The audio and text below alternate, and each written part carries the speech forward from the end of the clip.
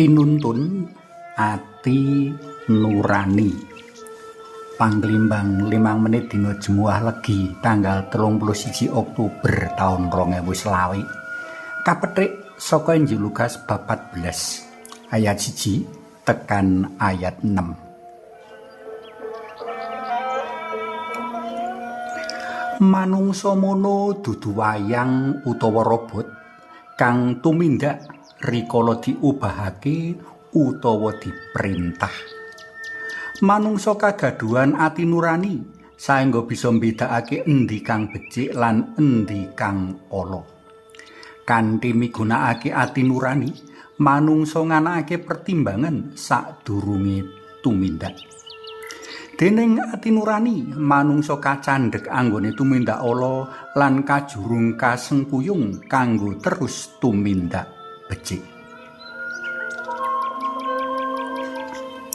Santo Lukas sing waosan dina iki ngrawuhake Gusti Yesus minangka manungsa sampurna kang kagungan ati nurani, kagungan rasa pangrasa ngenani kahanane liyan. Jinurung usi ing ati nurani, panjenengane yasa pangiram-iram nyarasake wong lara. Kacaritakake wektu iku Gusti Yesus nembe ngrawuhi sawijining bojana ing omahe salah sawijining pangarep wong Parisi. Dumadakan ana wong lara beri-beri ngadeg ing sangarep panjenengane.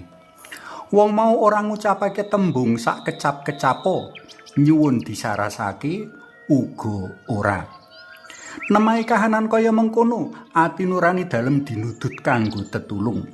Nadyan ora kasuwun, Gusti pirsa kabutuhane wong lara beri-beri iku, dheweke kepingin saras. Gusti kang kagungan daya kuwasa nyarasake, kersa nyarasake wong mau. Nanging dina iku dina Sabat. Lumrah paugeran Sabat dadi pepalang kanggo tumindak becik, utamane miturut para ahli Taurat lan wong-wong Parisi. Mula panjenengane taren karo wong-wong Parisi sing asring mepalangi sawijining wong makarya kanthi alasan kanggo njaga kasuciane dina Sabat mau. Marga wong-wong mau ora ana kang atur wangsulan, panjenengane banjur nyarasake wong beri-beri mau. Sawise saras, wong kang kasarasake mau banjur dikeparengake ninggalake papan kono. Gusti Yesus banjur paring alasan bab tumindake mau.